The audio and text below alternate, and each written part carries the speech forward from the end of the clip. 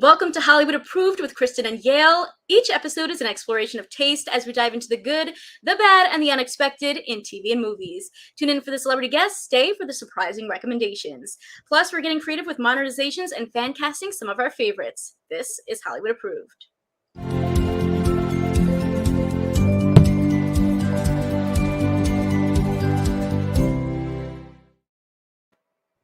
Hello, hello. Hello. I like that we were both jamming out to that song. Yes, I love the song. So this week I am so excited that we are joined by Nick Barrotta, fellow Hofstra alum and also star of BET's The Oval.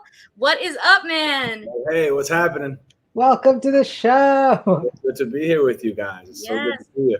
I'm so excited because we go way back, and now you're you've been a superstar, but now everyone gets to see it. So I'm so excited for you and everything that you're doing. And I want to hear a little bit of your journey. I mean, from growing up in New York to, heading over to divorce court to now the Oval, walk us through. Yeah, it's been a road. It's been a long road, but a fun one for sure. As you said, it all kind of started at Hofstra, which I always give props to Hofstra University because, they did such a good job kind of preparing me for the world and broadcast journalism, kind of just the entertainment scene as a whole, if you will. But what I also loved about Hofstra that it was so close to Manhattan, right? So I was in the city all the time, kind of just networking and going to all these different events and, taking on different internships. So really staying busy. And I give Hofstra a lot of credit for kind of pointing me in the right direction there. And, me and you became close back then too. So shout out Hofstra. Yeah. But yeah, a few years later, I because of that networking and handshaking, I was able to land a gig over on divorce court alongside Judge Lynn Toller, which was a ton of fun. There I got to be the bailiff on the show and kind of hold down the courtroom, but also be the court reporter, and interview a lot of the litigants that would come in, which there were a ton of characters that came on that show. Trust me, it was tough to, keep a straight face a lot of the time. But we filmed that show at Tyler Perry Studios. So it was amazing to be there, at the studio where they were filming a ton of other shows and different movies. And it was so cool to just be, in that environment and continue to network. So I actually met Tyler Perry at the studio, and fast forward from there, he was aware I kind of wanted to get into more scripted television, really take acting more seriously, and he had me audition for The Oval now, which we're going on season 3, which is coming out, which is crazy. But yeah, it's been a wild ride in the last couple of years, especially been really busy, and I'm just very, very grateful and fortunate. That's amazing. I heard that the way Tyler Perry shoots his original shows is very quick compared to other TV shows, that it's more akin to how soap operas do it. Is that correct? Yeah, well, The Oval is we do say it's a soap for that reason exactly. The way it's shot, it is extremely, extremely quick compared to a lot of these other productions. It's kind of crazy, but Tyler Perry, he has so many different shows in the works at once, and it's now it makes sense because it's just boom, boom, boom. Which there's a lot of pros and cons to. I personally think it's a boot camp for me, especially kind of being my first scripted gig. It's like a workshop to be able, to bang out these episodes so quickly and, under fire, and really that pressure is a privilege, right? You're learning so much so quickly. But yeah, it's insane. He does shoot very quickly. We go through a ton of pages a day. It's a lot of work. It's a lot of work. It's tough, long days, but we have fun with it. And, there's a beauty in that too, because, you're in and you get your job done and you go on to keep it moving and attack other projects. That's awesome. And now I want to hear more about your role as Alan, because I know originally you were a recurring character and now you got bumped up to a series regular, which must feel so incredible. So can you tell us about Alan and, what it was like to go on that little journey from the beginning to a series regular now?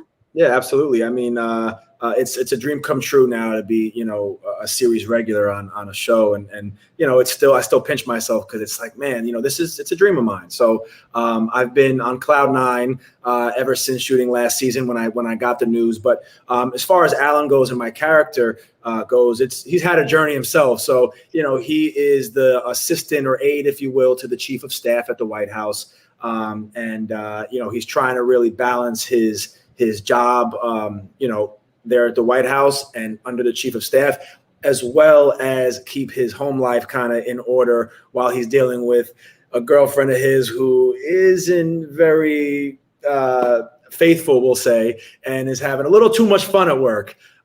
So Alan's head is spinning, and he's just trying to do his job, keep his head on straight and his head above water, but he's stressed out, my man Alan. So we're just trying to kind of keep our composure. So now, how do you get into character? Oh, it's tough. To rewind a little bit, when you're going on to set and you are going to be shooting that quickly and it's that pace, you really have to switch gears and switch them, quick. So, I have scripts coming in now already as we're getting ready to film season 4. And, it's repetition. It's even backtracking to earlier seasons and scenes to get back in that mindset and mind frame, and really, study that story that your character, brings to the show. So, you want to really dive in and breathe it, as it's your own life. I read something about Will Smith not too long ago. I think he was filming Pursuit of Happiness. And now we know Will Smith's pretty successful. We can say that. As he was getting ready to film Pursuit of Happiness, as you guys I'm sure know, it was about Eric. What was his name? Gardner, I believe. Either way, he's homeless. He's homeless, and Will Smith, being Will Smith, actually, had an empty fridge at home and really wanted to study, and go out and dive into, living life on the street and struggling. And you want to really tap into that and be as familiar as you can with what you're walking into. So, there's different ways to go about it, but I think I've done a decent job so far, but it's not easy. It's a mental game. You got to tap in and be ready to go. The character was Chris Gardner. Chris Gardner. I looked it up for us. Chris Gardner. Yeah. I was close. You were close. Your character has a pretty prestigious position as an aide to the chief of staff. Did you do any research on what that actual job does and like what that's like and how one gets a job like that? Right. A little bit. It's funny. I get asked a lot about, working at the White House, Tyler Perry's White House, and kind of being, it's a replica of the actual White House. I think it's an 80% replica of the White House. So it's unbelievable to be, in this White House on set, and you really feel like, you're in DC. But it's really not focused on the actual administration. It is way, they follow you home and the staff home, and it's really about what everyone's dealing with outside of work and kind of bringing to the job as opposed to the day-to-day of the administration. So, I dove into a little bit, but that it was really, it's really more about, everyone's life away from work and kind of what they're dealing with at home. So you don't feel like this role has set you up to now work in the White House? Absolutely not. Well, listen, it depends on who's in the White House. I'll say that because this has been a crazy ride, and I don't know, I'm definitely, it depends on who's in there because I may be able to walk in and pretend like I'm doing something right. It is though. Again, it's just fascinating to be. He did such a good job, Tyler Perry, with building this thing out, and just to go and pull up to this White House every day is just it's crazy. It's crazy. Oh, that is awesome. No, yeah. I'd love to hear, obviously you've gotten into acting now, which is incredible. What are the goals for the future? Like, what do you see yourself doing? I'd love to hear what your next plans are. Yeah, I mean, listen, I have become so passionate about acting and just to be in the position I'm in today. I'm so fortunate to be doing something I love. And the goal is just to continue to, move forward in the TV and film space.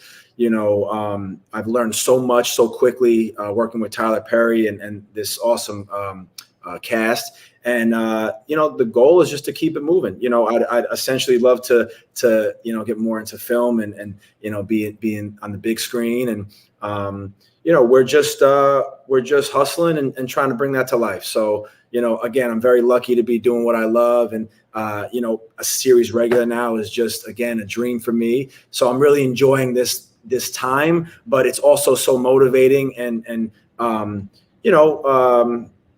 it's just inspiring, to just continue to keep it going. So hopefully there's a lot more, headlines and credits that are on the way.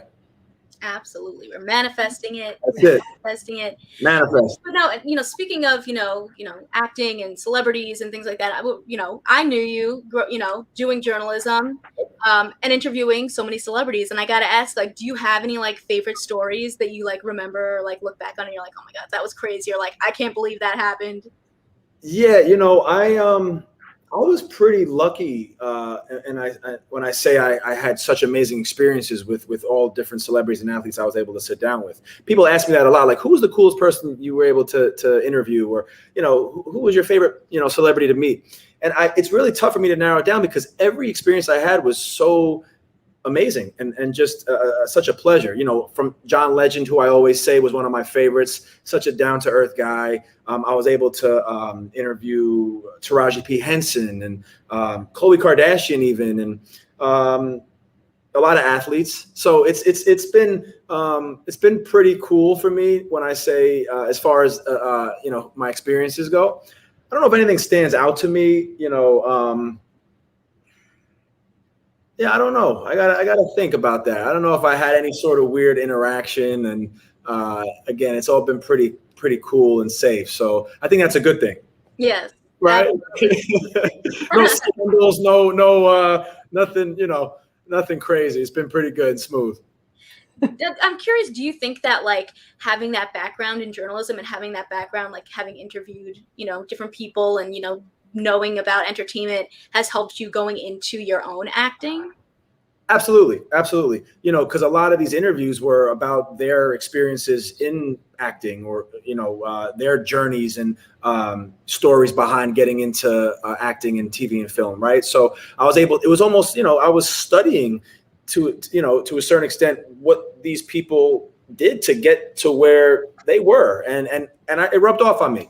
I definitely was taking some notes on the side about what so and so did to get in that position, and what so and so did to get there. So there was definitely it was definitely informative, and I always walked away with something, no matter who it was I spoke with and sat down with. So absolutely, 100%. And there I look back sometimes at some of the old interviews and even some pictures and videos that pop up, and I just remember being there, and it's just crazy to see where I am now, because some things do stick out, and some conversations for sure that I was able to, some advice I was able to receive from some of these people was great. Is there anything specific that either you remember and as you were doing something, you were like, this is what they meant? Or is there something that you were like, I really wish someone would have told me this? Yeah, it's funny. No one ever really warned me about the nerves and the pressure and, just all those things that kind of obviously come with performing, right? And being, it was more about the fun stuff and, what comes out of it, but a lot of people just really told me to stay your course, right? Don't give up. There were some, I remember, I think it was Wilmer Valderrama, who I sat down with, and I think he was getting ready to do a film with Mila Kunis, I want to say. And he was just, he was so encouraging, because I told him, like, man, I would love to be in the position you're in and get ready to, go shoot a major, Hollywood, film, and don't give up. Don't give up. It's a very discouraging industry. You're going to hear a lot of no's before you hear that yes. Just keep going. And I always say that now to people who ask me, what's some advice that you'd give a young actor? And it's just keep going, keep going. I think a lot of people expect a quick results here. And that this is, someone once told me people want microwavable results, and instead of putting something in the oven and letting it cook. Right. Mm-hmm. So, I just want to. That all sticks with me, and it's just never give up. I know it sounds real cliche and simple, but it's just the truth. Especially in this industry, it's a cutthroat one, and it's important to just be confident and stay the course. Yeah, they say it takes 10 years to become an overnight success. Exactly. How much time I got left? No, no. But it's it's true. It's true. People think that, again, just to my point earlier, it's that this just clicked for me. But it's been since the Hofstra days, Kristen, where I'm out there just trying to piece things together, and seeds I planted back then while I was attending Hofstra are just coming to life now. So it's really it's true. It's true, and I couldn't agree more that it takes time. Absolutely. Well, speaking of time, it seems that season 3 is coming out October 12th. Yep. So excited. Almost there. Yeah, almost there. Let's talk about what you're watching on TV. Let's do it. All right. What is the last thing you watched? The last thing I watched. So I finally finished Clickbait on Netflix, which I loved. Yep, I loved it. A lot of twists and turns. Have you guys watched? No. Is this not the show that you started and didn't finish? Oh yes. I guess you weren't into it then. I started it. I haven't finished it yet, but then I heard about the twist and I was like, I should have watched it because that sounds crazy. It was crazy. I was hooked. I was definitely binge watching that one. A lot of twists and turns. I think that was the last thing I watched. You are the only person I've heard of who has finished the show. Every person I've talked to was like, I gave up. Yeah. Well, you gotta give it that time. And it's funny, I don't want to spoil it for you guys, but when I thought, the person was about to be exposed, I go, I knew it. And then it took another turn and I was like, oh man, so I'm sitting there sweating. I go, but I did like it. So I just finished that. Awesome. There's been so many. Yeah, there's been so many. Kristen, what is the last thing you watched? Okay, the last thing I watched was On My Block season 4. This has been, seasons in the making. We're finally getting all the answers we've been looking for. But I gotta say, I was left a little bit disappointed. Okay. I gotta say, I feel like they started off so strong in season 1, and they definitely tied things up, but to a point where some of it felt like they were trying to make you feel something versus actually having you feel that emotion. They were trying to force you to feel that emotion. So by the end I was kind of like, all right, well, I think this was maybe my least favorite season, so maybe it's the best that it's the final season. I'm so sorry for your loss. I know, because I really loved that. But I will say the actors in this are they're incredible. Jessica Marie Garcia, incredible. Brett Gray, so funny. So I think it came more down to the writing. I don't know if maybe they were filming it in COVID and, we're just trying to wrap things up. But some of the stuff I was kind of like, why? Right. But, yeah. What about you, Yael? So the last thing I watched, I know it's been out for a while, was Shiva Baby. It, I believe, was Oscar nominated last year. I know it was some big awards or festival film. It's, how do I explain this? So it's about a young woman who goes to a Shiva, which is a Jewish memorial. And while she's there, she runs into her sugar daddy and her ex-girlfriend. And it's just this weird, situational comedy. It's a dark comedy. It's weird. Right. It's weird. It's good, but it's weird. I haven't seen that one either. I just watched another one, Mayor of Easttown. Did you guys watch that one? Oh, yeah. Mm-hmm. Love that one too. That was a good one. Yeah, and Turner now. That was another recent one. Yeah, that was a good one. And what was it? Julianne Nicholson just won the Emmy for that. Yeah. Great job. But going back to Shiva Baby, the music in that was crazy. Like they did such a good job where like everything takes place in one area, like one location, but like the way that they do the music where it's like I think it's like right traditional like Jewish music, but then it's like given this like dark, like kind of horror movie undertones, and you're just like, oh my gosh, like I don't think I even noticed. yes.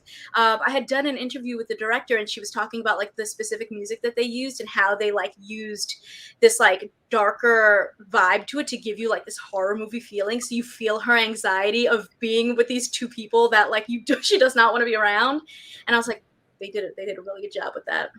Yeah, Love it felt too the like interactions with her parents and like meeting all of these like elders. Like I don't know another way to put it. You know, how, like you go to a family event and you meet people in the community, and it's all what are you doing and are you married? Do you have children? And I was like, I can't. This is stressing me out. Like this is a real horror movie. I don't go to these things for this purpose. Like this is ridiculous. Oh my goodness. So what is the a show or movie that you just discovered? It can be new or old. Nick? So I mentioned earlier, I'm a big Will Smith guy, and very open about that. And a lot of friends of mine got on me like, yeah, but you haven't seen 7 pounds. You haven't seen 7 pounds. I finally got to it. And I mean, I wish I had bought a few extra tissue boxes because that was a tearjerker. I wasn't prepared for that. But, you know, again, love Will Smith. He did such a good job. Rosario Dawson as well. I really, really loved it. And that came out a while ago. So I'm real late to the game on that one. But remind me what that one's about. So I'm not spoiling it here. It's been out for years. Yeah, right. So Will Smith was in a car accident early on in the film, and he was actually responsible for killing, a lot of passengers that were, in his vehicle and the one he hit. And he lost his wife, and he was obviously never the same. And he knew that he was going to take his own life at the end of the film. Oh, right. But in the process, he wanted to give essentially himself to 7 other people. I believe it was hence 7 pounds, but 7 other people. So it was eyes to a blind person, and it was, a heart to someone who needed. Oh my God. I'm like, yeah. Now I remember it. Yeah. Goosebumps right now. It was a tearjerker. It was very emotional, but it was just well done. And yeah. With the tissue. Somebody give me some tissue. Oh my goodness. Yeah. Kristen? You go, girl. Okay. So I just discovered, that's a cheeky way to say it. Foundation on Apple TV Plus. I love sci-fi. As anyone who's ever seen this show knows, that is where that is my space is the sci-fi world. Okay. And I'm covering this show with the Hollywood Critics Association, and it's dense and it's more complicated than it needs to be, and it feels like Game of Thrones in space. Wow. Oh gosh. Which is that's how they described The Expanse when they first launched it, and I didn't enjoy that either. Oh, man. So, Foundation on Apple TV Plus. I think if you read the books, then you're probably going to love this show. I did not read the books, and I think the more I see of it, the more I understand it, and I don't understand why it needed to be so complicated. Now, Lee Pace is in this, right? Yes, and he is fantastic as always. He looked so good at the Met Gala a couple of weeks ago. He looks so good at all moments. Yeah. Period. Yeah. All right, Kristen. Yes. So I'm going to talk about Only Murders in the Building, which if you have not watched it yet, what are you waiting for? You got Steve Martin, you got Martin Short, you got Selena Gomez. Selena Gomez killing the coat game every week. I'm telling you, I want all of her coats. That's so fun. And now what's really fun about the show, I mean, I think it's all out already, but it's about these people that love true crime podcasts, and then they get involved in their own true crime podcast. Oh, I love that. It happens in their apartment building. And, I just love that, like kind of like inception of like, Right. so meta. And I love that they kind of like set up a couple of mysteries. They wrap up one of them, and then it's already been picked up for a second season, so we're gonna get more amazing coats, I'm hoping, from Selena Gomez, and more mystery. I just love a mystery, and this one, it's like funny, it's goofy, but it's, you still got that, like, you're solving something, Right. so I feel like it'll appeal to a lot of people, especially with, like, the main cast being like Selena Gomez and like these I heard about this. Yeah, I'm gonna tune into that one. I heard good things. How is she? She's really good. And I was surprised, not surprised, but like I wasn't sure how I would feel, because I feel like Selena Gomez, like, she was Alex Russo, and she was kind of like this tough, really fun character on Wizards of Waverly Place, and since then she's always played like kind of the nice girl, and I think in this she plays a little bit more of like that kind of tougher New York City girl who's like embroiled in like this Hardy Boys style mystery, and I really like that. I like that energy for her, so I really enjoyed it. I'm happy to hear that, because I feel like Steve Martin Short, like Steve Martin Short, you know what I mean? That's their package, and they have they have chemistry and history, and they vibe, and so Steve Martin Short, Selena Gomez, like, that just does not sound. I remember when this was announced, I was like, I think you must have misread that. There's no way. But no. And so I'm glad that she's not making it bad. Yeah, I'm glad she's not ruining it. That's a weird way to say it. I highly recommend, especially like it's like good now for like October, like if you want to get into like a little spooky show. I think there's only maybe 9 episodes. No, it might not even be 9 episodes. It might be like 8. It's like pretty quick. Talk about pressure showing up to set, for her showing up under those two legends. Yeah. She felt that. I'm sure she did. Yeah, good. Bring your A game. Have to. She did. She definitely did. And her coats, those coats. And the costuming department. Yes, they deserve an award. Give them an Emmy. Give them a. They might get one. Whatever other awards you get for that. All right. So fun. What are you most looking forward to? There's so much coming out. So, Nick, what are you most looking forward to? Yeah, I've been, there's so many reboots now, right? So it's like I feel like something's announced every other week. But I recently connected. I'm really on this Will Smith wave, I think, now, right? Because the Fresh Prince of Bel-Air, they're bringing that back on Peacock. And I'm excited about that because not only, again, shout out my boy Will, but I connected with Jabari Banks, who actually is casted as Will in this reboot. So, I'm rooting for him, and I'm hoping this one's a success. Fresh Prince is one of my favorite TV shows ever. So I'm excited to see what they do with this. But Jabari Banks, he's a young kid. He's talented, a young actor. So I'm hoping he's got some big shoes to fill. Again, talking about some pressure, but I think he's going to do a great job. What I'm really excited is that it's a different genre. There were some heartfelt, obviously emotional moments in Fresh Prince of Bel-Air, but it was a comedy, it was a sitcom, and this is going to be like a dramatic retelling. And so I'm really hoping that we get to see some just like really cool visuals and costumes, and like that they maybe tell some of the stories that we've seen in the original, but like in a different kind of way. I feel like that to me is like a really great way to have a reboot, but have it be something that maybe people will accept more, versus like, this is just the same thing again, but with new people. It's like, this is a different genre. Like, we are going dark. So, we'll see what happens there. I'm excited about that one though. I think you're right, Kristen, though, that like changing genre is really interesting, especially because, that show was at the time of when sitcoms would do very special episodes. And I have a very distinct memory of an episode of Fresh Prince that was about poetry. And at the end, they like did the, if you'd like to learn more, and then he was like, I'm kidding, it's about poetry. And so that is what sticks in my head. I'm like, ooh, I cannot wait to see the poetry episode of Bel Air, the drama. Yeah, yeah.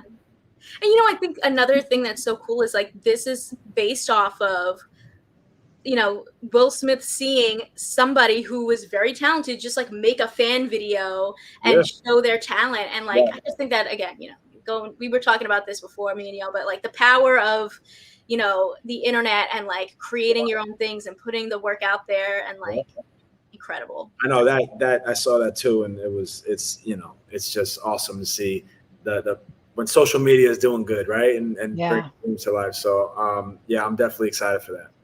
Totally. Yeah. All right, Kristen, what are you most looking forward to? I mean, season 3, man. Yeah. Oh my gosh. First of all, the trailers and everything for this have been so good. Just like the little teasers, the posters that have come out where they like kind of have the duality of like, suburban life, but also like murder. And you're just like, wow, okay, this is going to be a wild season. And I feel like it's going to come down to like Love versus Joe, because like, I feel like they kind of both see each other as a little bit of like that other person is in the wrong. Like I think we really saw that in the last season with Joe being like, yo, love is crazy. And it's like, but you did the same things. And so I feel like we're gonna see more of that. And I'm just very excited. And I'm like not sure who to root for, but really I'm also very excited to see their new baby. Yeah, hey, congrats guys. Yeah. Congrats. It's so funny. I loved when it was introduced that like she's doing the same thing. And I was like, they're perfect for each other. And the fact that he's not happy about it really bums me out. Because I'm like, you will never find a more perfect person. Yeah. So I'm really worried about this 3rd season. Yeah. Long overdue though. I can't wait for that one to come out. That's been they kept us waiting for that, right? That's been some time. It's been too long. Yeah. I'm excited. I am most looking forward to season 2 of Lock and Key. Yes. I can't say much other than it's coming out at the end of this month, and I'm so excited. And it's the how I don't like scary things, Kristen. Yeah. This one doesn't scare me too much, and that's why I like it. I am so excited for this, and I feel like I just can't wait to get back into the world. And like the trailers have made it seem like, Dodge is going to be like, I'm taking over stuff. So like, I'm just like ready. I like can't wait. I think I need to rewatch the entire 1st season again to like get back into it and remind myself where we left off. But I remember I was late to that one. And by the time I had seen the 1st season, every person I talked to about it was like, oh yeah, that came out a while ago. And I was obsessed. And so now I'm like, I got to rewatch it so I can remember why I was so into it. And then season 2. Yes. And Nick, if you don't know about it, it's basically like these kids move into this house with their mom, and they're the Locke family, and there's all these hidden keys in the house that have magical powers. So like they can open a door and they go through the door and they become ghosts, or they like, can open up someone's head and like go inside of it. Like they could do all this crazy stuff. So I'm excited to see like what other keys they're going to have. And then there's this, demon from another world trying to take the keys and like control everything. So they got to stop them. And as it happens, but it's so good. It's so good. Yeah. You guys are giving me some good recommendations here. This is good. Yeah. That's what we do on this show. Perfect. I love it. All right. And our final question for the day. I'm so excited about this one. Who was your first movie or TV crush? Nick, we're going to start with you. All right. There were a few early on. I got to give my flowers to Topanga, Boy Meets World. She had my heart at one point. And there's, Kelly Kapowski and the Saved by the Bell. I mean, Kelly's that's just, you got to always throw her in this conversation. However, Amy Jo Johnson, the Pink Power Ranger, okay? She does not get enough credit. I was that kid walking around with a Pink Power Ranger, because I'm like, I'm I'm in love with Amy Jo Johnson, so we're going all pink here. But yeah, she was definitely one of the first that stole my heart. I love that. Had we been kids, friends as kids, I would have taken Tommy so that you could have Kimberly, and it would have been great. Kimberly, see, that was her name on the show, right? Yeah. Yep. Mm-hmm. Oh, Team Kim. How's she doing, Amy? You guys get around here and we'll. I'll match make. I'm excited. Oh, that's so good, so good. Yep. Amy All right. Kristen. Okay, so mine was Draco Malfoy, but specifically Prisoner of Azkaban onward. I don't know why. All right. I don't know why. I think, I was like, oh, he's a Slytherin. He's a bad boy. I loved my favorite scenes were like when Hermione punched him in the face. I don't know why, but that just brought me joy. And there's also the scene where he makes the origami flower, or not flower, bird, and he sends it off, and I don't know. Butterflies. Yeah, I loved him. And maybe it was that little bit of oh, the bad boy. So right. Yeah, that was that. What about you, Yael? All right. Mine happened at the same time and was a twofer. And it was Devon Sawa and Christina Ricci in Casper. Devon Sawa. And Christina Ricci. I like that. Yeah. The twofer. It was a twofer. I was obsessed with that movie because I was in love with both of them. Beautiful. And I was if I wasn't sure before, I sure am now. I love that. It's easy too. Just put on. You got just Casper. Your go-to. Yep, it's my favorite season of the year. Mm-hmm. It is a perfect twofer. I love it. Really great quality right there. I mean, that was an iconic scene. I feel that was a lot of people. If you look back and people are like, "Oh, when I had my sexual awakening," it's that's one of those scenes that people are like, "Yep, true, that was it." Yes, so good. Yeah, awesome. Well, that is it with Nick. Thank you for chatting TV with us and movies. Yeah. Let everyone know where they can find you and where they can find the new season of The Oval and when that comes out. Yeah, so The Oval comes back October 12th, right around the corner, 9/8 Central on BET, season 3. So October 12th, put on the calendar. And you can follow along there. And then I'm on Instagram and TikTok and all the goods, just at Nick Bharata. And Twitter, actually, I kept my OG handle, Nikki B TV. Kristen, you know about that. Yes. But, Nikki B TV on Twitter. But you guys can follow me along on all the good stuff there. So I'm gonna start calling you Nikki BTV now. I changed my Instagram name, right? And I needed to hold on to it for a little bit longer. So it's still up there on Twitter, but I still rep it. That's the OG stage name. I love it. Yep. Awesome. Well, thank you so much for joining us. I appreciate it. This was so much fun. And thank you guys so much for having me. Yeah, thank you. Of course. Thank you. And we're going to let you go and we're going to continue fan casting. What are we fan casting? Oh, Hocus Pocus. Hocus Pocus. Yeah, we're keeping it in theme this month. All right, let's start with our first one for Winnie. Who do you have for your Winnie? Tell us about this. The story of what you're doing this time. My little trio. Okay, so I have a little bit of I would say, pre-Hocus Pocus, prequel going on here. Yeah. And so, I wanted to try to bring together a diverse group of women that, and for Winnie, I wanted to go with someone who I felt had some good Broadway chops, because I feel you need someone that's going to be very, dramatic, but also I feel this is someone that we haven't necessarily seen in as many things yet, but I think has so much potential, and that is Ariana DeBose. She is just phenomenal in general, but when I saw her in Schmigadoon, I was like, whoa, this girl's got a whole, she's got so much talent, and I could just see her maybe doing a really fun, maybe even a little bit bigger performance of I'll Put a Spell on You.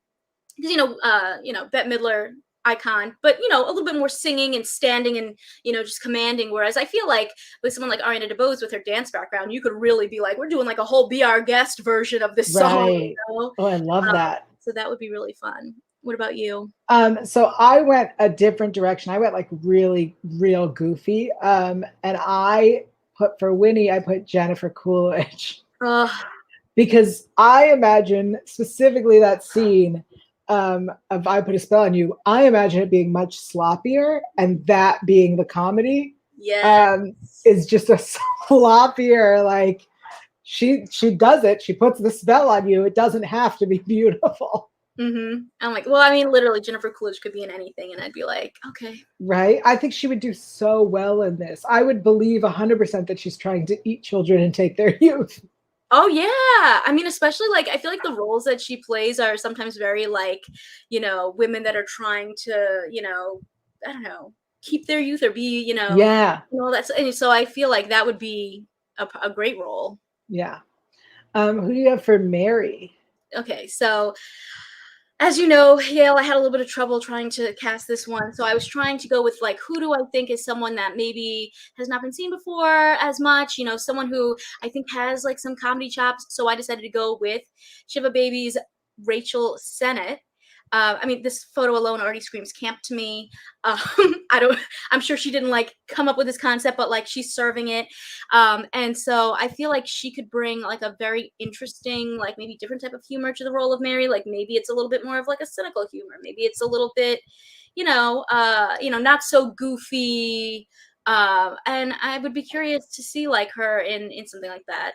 Cause all I've seen her in so far is Shiva Baby, but I feel like that was also, we were saying, like a little bit of a darker comedy. Yeah, I like that. I like that a lot. I actually also think somebody who could do a less goofy Mary would be Jana Schmieding from Rutherford Falls.